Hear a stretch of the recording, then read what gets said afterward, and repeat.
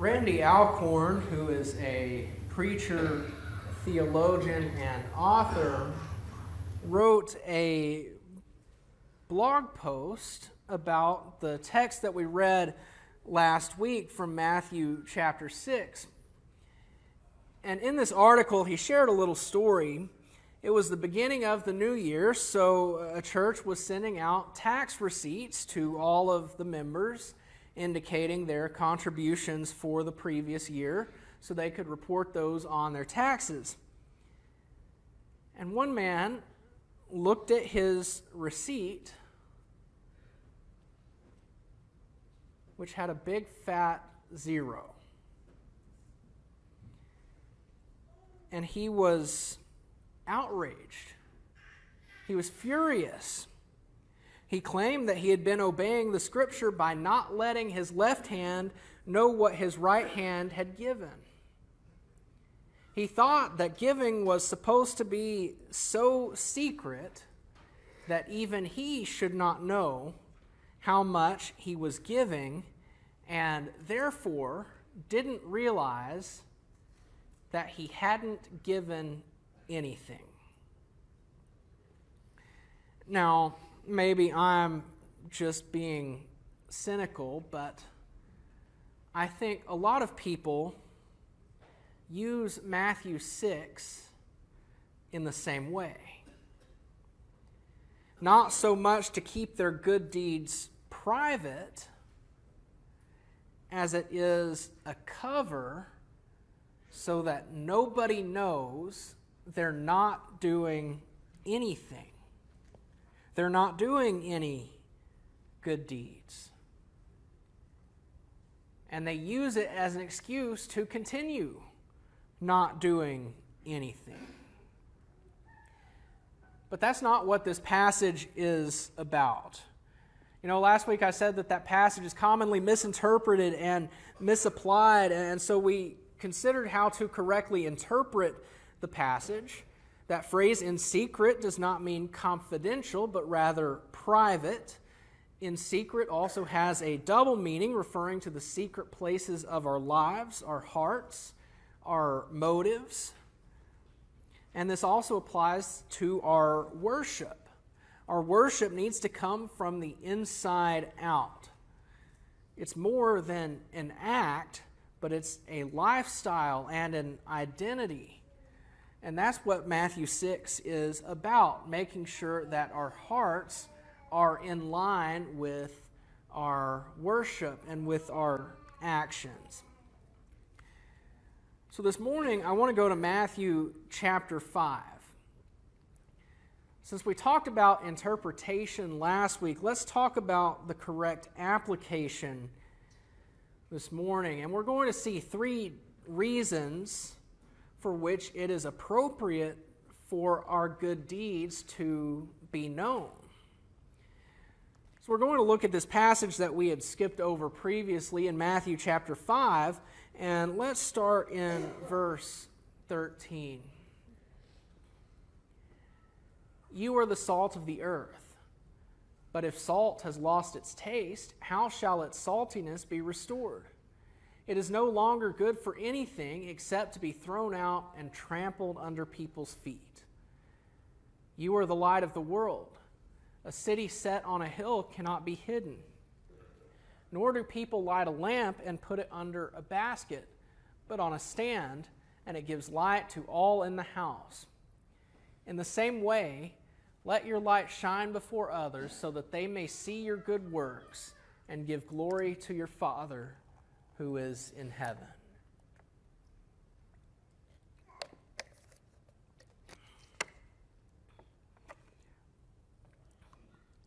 Now, I imagine some of you might be questioning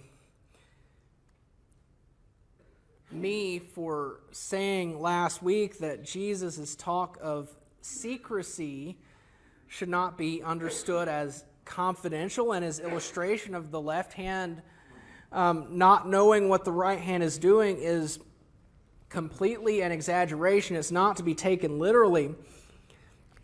And I figure people question me on that because it's just been commonly interpreted one way for so long.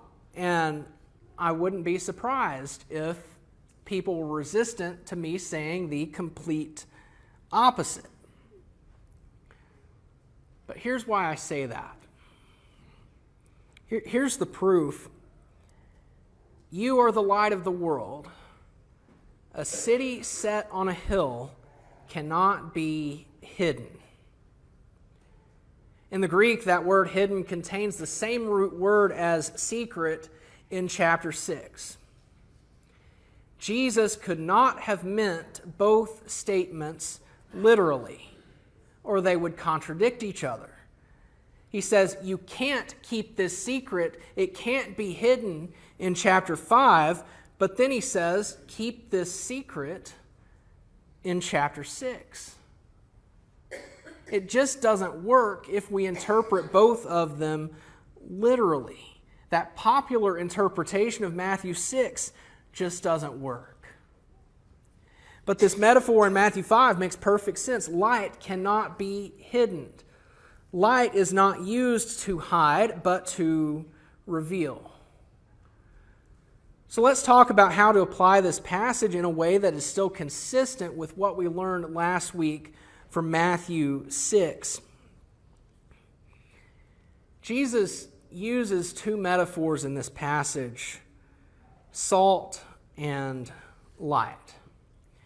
Now let's talk about salt first, because we're going to spend most of our time with it. And salt was a metaphor that was commonly used in Jewish teaching even before and during and after the time of Jesus. The main thing that these teachings about salt communicated, though, is that salt will always be salty and cannot become unsalty. So people familiar with these Jewish teachings about salt would have been very confused. They would have found it very strange that Jesus is now saying, well, if salt becomes unsalty.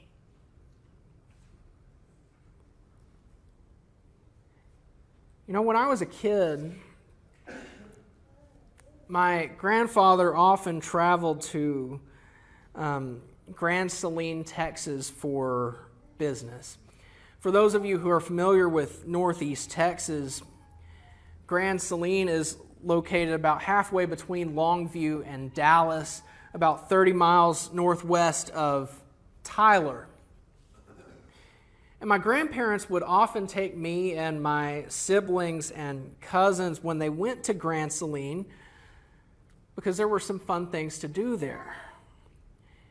The town was named for the large salt deposits located just outside of town. Morton, North America's leading producer of salt, has a mine there in Grand Salem. And the town has a museum for it because it has a lot of history. Historians estimate that it's been mined by Native Americans since about 800 AD, and it's been mined by various companies since the 1840s. It's been there a long time, thousands of years. And the Jewish teachings are right. The salt doesn't go bad. When I was little, I was gifted a small block of salt from there. And my grandma told me to lick my finger and rub it on the block and taste it. And I remember being very surprised that it actually tastes like salt. 20 years later, that block still tastes like salt. It doesn't lose its saltiness. Then what did Jesus mean when he said, if salt loses its saltiness, if that's just not possible? Well, let me put it like this. Pure salt does not lose its saltiness. If salt loses its saltiness, it's impure. In the first century, salt was often mined from the Dead Sea. They would evaporate the water, leaving behind everything that had once been dissolved in the water. And this was mainly salt, but it contained a number of other minerals and compounds too. This was deposited into a big pile so people could just come in and get what they needed, but not everybody knew that it wasn't pure salt. And it looked like pure salt. So they got what they needed, they went on their way, they tried to do what they wanted, and then realized that it didn't taste right because it wasn't pure. And so they ended up throwing it out. Salt that's not salty. Ancient bakers also lined the floor of their ovens with salt blocks. After a while, the heat would cause the salt to undergo a chemical change, and it wouldn't be useful anymore. Salt does not lose its saltiness except when it's impure. And that's the point Jesus was trying to make in this passage. Just after this, he started talking about our hearts. Purity does not begin in our actions, but in our hearts. So not sinning is not a guarantee of a pure heart. Chapter 6, acts of worship are not a guarantee of a pure heart. If we are God's salt, as Jesus tells us in this passage in Matthew 5, we must be pure all the way through. It starts in our hearts, but it doesn't stop there. It must be evident through our actions. Otherwise, there's still impurities in our lives. Something's not matching up. So, the first reason I want to talk about that our good deeds should be seen is that they are proof of our faith's genuineness. Our good deeds should be seen because our faith is genuine and real and pure. Our study last week was focused more on making sure our private lives are as good as we make our public lives seem. But today we see that there's more to it than that. Our public lives and actions are a reflection of our private lives. This is all summed up by a passage later in the Sermon on the Mount, Matthew chapter 7, verses 15 through 20. Beware of false prophets who come to you in sheep's clothing, but inwardly are ravenous wolves. You will recognize them by their fruits. Are grapes gathered from thorn bushes, or figs from thistles? So every healthy tree bears good fruit, but the diseased tree bears bad fruit. A healthy tree cannot bear bad fruit, nor can a diseased tree bear good fruit. Every tree that does not bear good fruit is cut down and thrown into the fire. Thus you will recognize them by their fruits. The fruit we produce reveals who we are.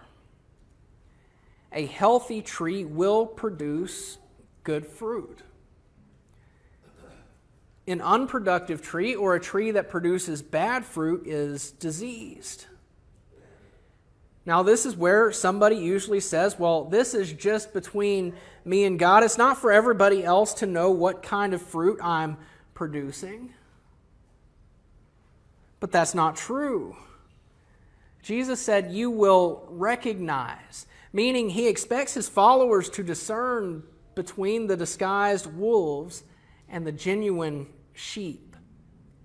And we do this, he says, by considering their fruit, their deeds. No one can claim that their heart is in submission to God when their actions are not. As we read from our scripture reading in James 2 this morning, our faith is demonstrated by our works. A faith without works is useless, dead, and non-existent. In the ancient world, there's another reason that salt would be considered to lose its saltiness. Sometimes there would be rock formations that contained salt, and people would take their meat and fish and pack them into these rocks to preserve them. But over time, the salt would be drawn out of the rocks and would dissolve into whatever was being preserved. And so at that point, there's no salt left. The rocks would be good for nothing, and they would throw them out. In this case, it wasn't the salt that changed. It was its presence. Salt is not salty if it's just not there. And so it's not just about purity, it's also about consistency. It's about our usefulness and our being present to do what we're called to do. Our good deeds have to be evident as proof of our faith. Yet we also saw last week that good deeds do not always guarantee a good heart. The hypocrites Jesus condemned in Matthew 6 wanted people to see their good deeds and assume that faith was present even when it really wasn't. So there's a fine line distinguishing genuine worshipers from idol worshipers, and that is motive. Matthew 6 tells us the hypocrite's wrong motive. Matthew 6:1, beware of practicing your righteousness before other people in order to, that indicates motive, in order to be seen by them, for then you will have no reward from your Father who is in heaven. Their motive that Jesus condemns was to be seen by people. The premise of the passage is that God will not reward them because they sought their reward from people in the form of praise. That was the reward they wanted, so it was the only reward they were going to get. And so that brings us to the right motive for allowing our actions to be seen, not to bring glory and honor to ourselves, but to glorify God. Let your light shine before others so that they may see your good works and give glory to your Father who is in heaven. Our light should reveal God. Our light should be pointing others' attention to God. Our light should give them reason to glorify God. I know a lot of people think that's just cheesy. I even used to think that way myself because it never seemed to happen that way. But we can't be too critical of it because, one, Jesus said it himself, but two, I'm sure we're all guilty of failing to recognize God's blessings at times. So it's not our place to judge others when they don't see them. And three, this actually does happen sometimes. I'm a Texan, so as you can probably imagine, a lot of my life has happened at Whataburger. And when I'm at Whataburger, I never go through the drive-thru. Inevitably, someone will be waiting on their food, and they don't make them pull forward or go to a parking spot like everywhere else. The entire line just backs up, waiting on this one person's food. The person at the back of the line probably has their food ready, and by the time I get to the window, it's cold and the fries are soggy. So I always go inside. And then, even if it's my food that I'm waiting on, I can at least have a drink with free refills. That's not really important, just a good tip if you ever find yourself at Whataburger, which I would highly recommend. Anyway, I went to Whataburger one Wednesday night after church several years ago, And I was walking out the door with my food when a guy had been sitting there on the sidewalk. He walked up to me asking for food. And he had this story about how his house had just burned down the night before. And they lost everything. And so he and his wife, who was sitting on the sidewalk a little bit further down, they had been at the homeless shelter the night before. They were now trying to walk to see their family in another town, but they had no way of contacting their family to get a ride. I absolutely did not believe his story.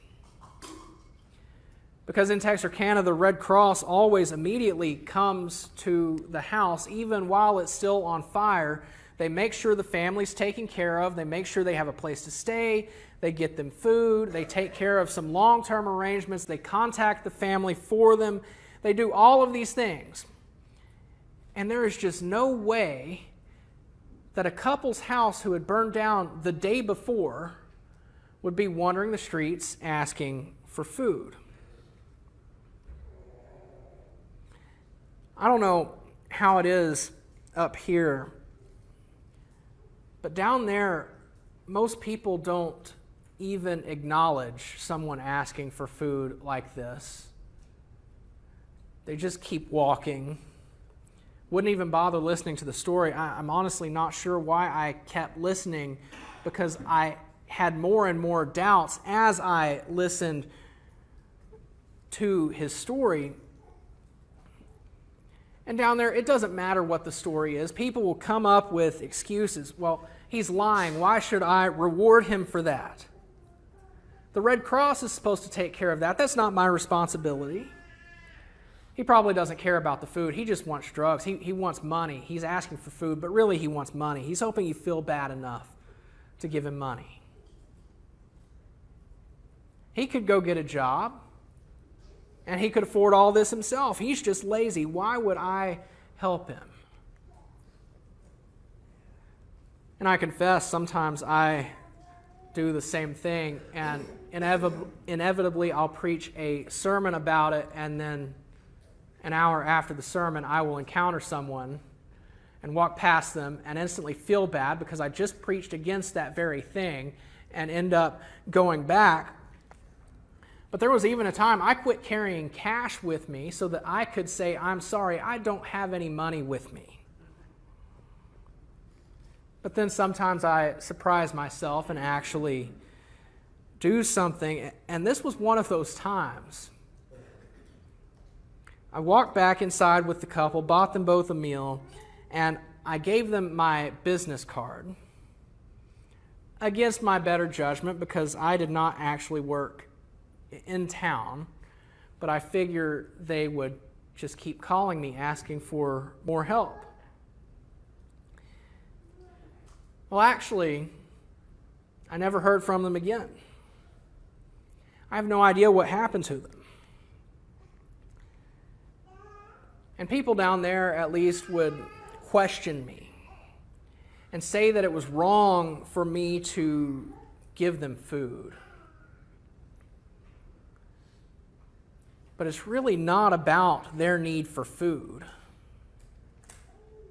It doesn't matter if they need food or not. It doesn't matter if they're lying or not. It's actually about our responsibility to show God's light. You might think, well, maybe I failed at that because I never heard from the couple again.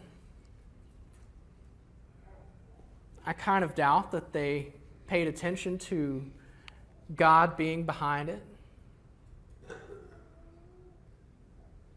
But the next time I went to Whataburger, which, if I'm being honest, was probably the next day, the cashier from that night recognized me. And he came to talk to me. And I started going in every time not to avoid the drive-through line, but because he would come talk to me every time. And I started sitting down and eating there, and he would come and talk to me while I ate during his break. And he would ask me questions about why I helped that couple when nobody else would, and when their story was obviously not true.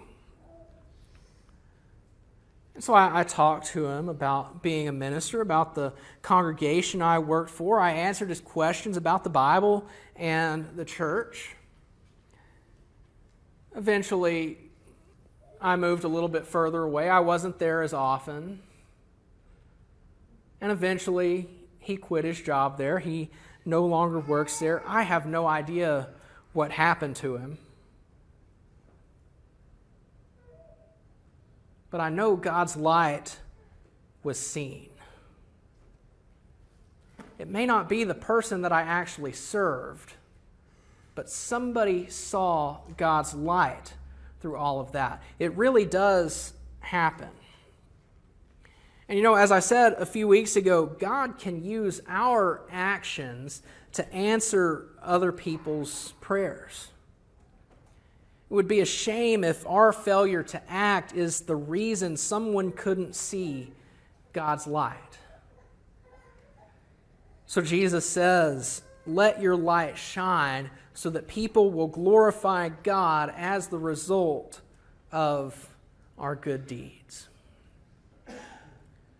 Our deeds should be seen so that people will glorify God, not us. Another reason our deeds should be seen is to edify the church. After my stroke, I still have not completely regained feeling in my left side. And when I'm preaching, I find myself looking over here to my right a lot and hardly ever looking over here to my left. And I promise I'm not trying to ignore everyone over here. It's just that my brain forgets I have a left side and that there is a whole world over here to my left side. I think I'm getting a little bit better with it, but I'm still having to retrain myself to think about my left side. But I still get mixed up sometimes. And I think you'll probably enjoy the most extreme example that I have of this. I felt really dumb at the time, but I can laugh about it now. I was in a public bathroom maybe a week after the stroke, not very long. And it had one of those automatic motion-censored paper towel dispensers.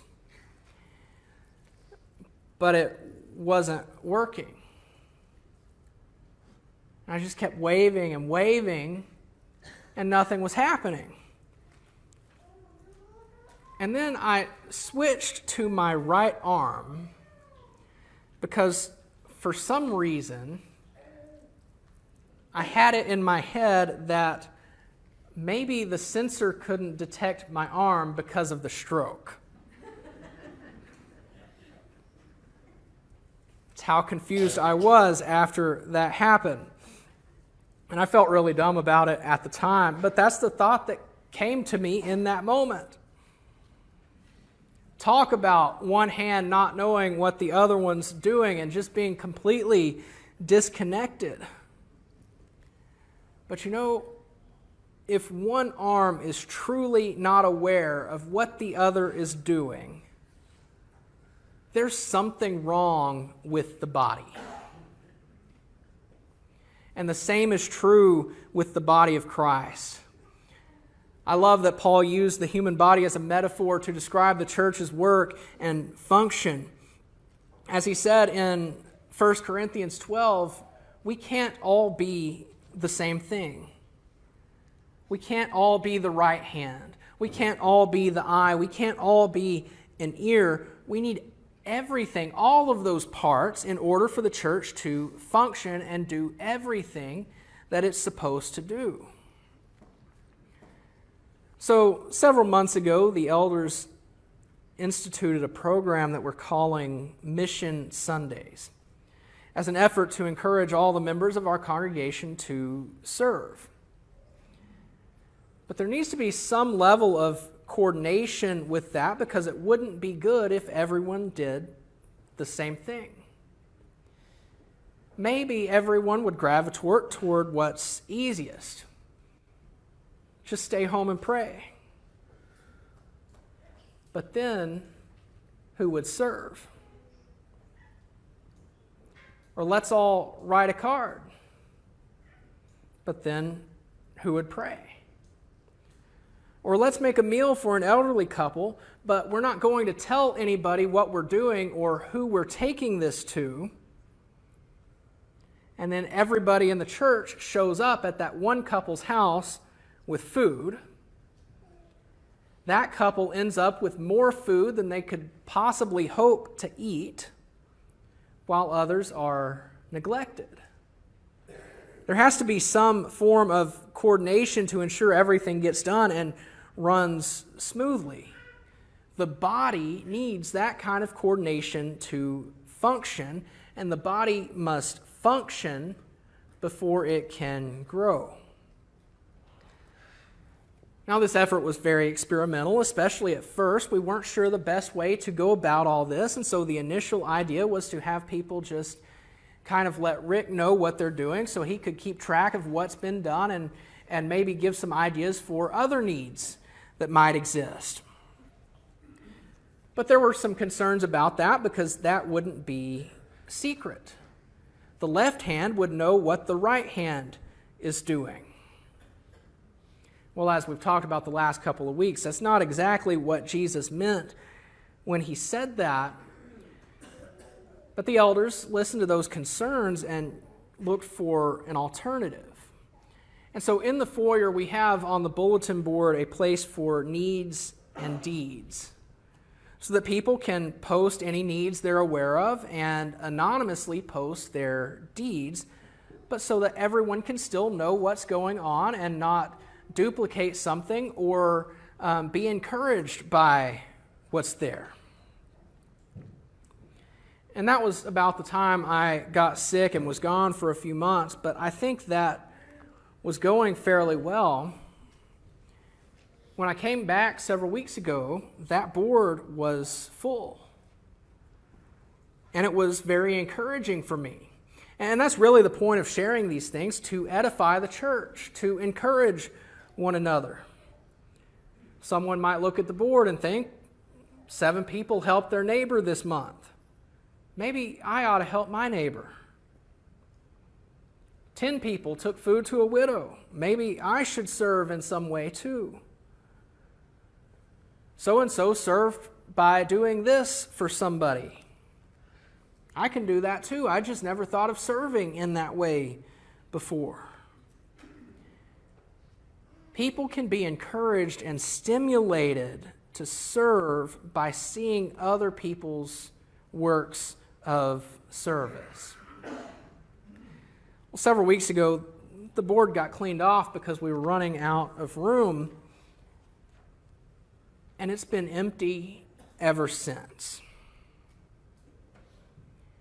And it can be discouraging to have a place for these things and for it to be empty.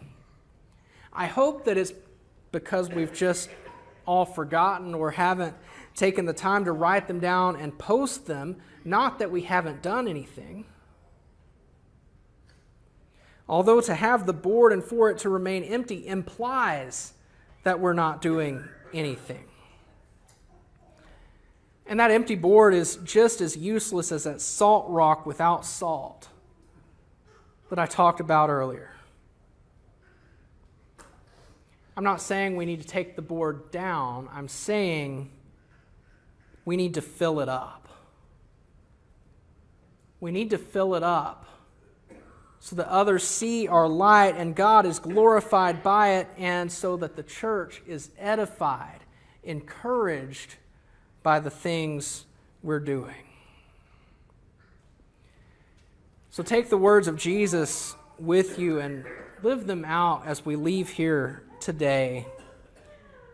Let your light shine before others, so that they may see your good works and give glory to your Father who is in heaven.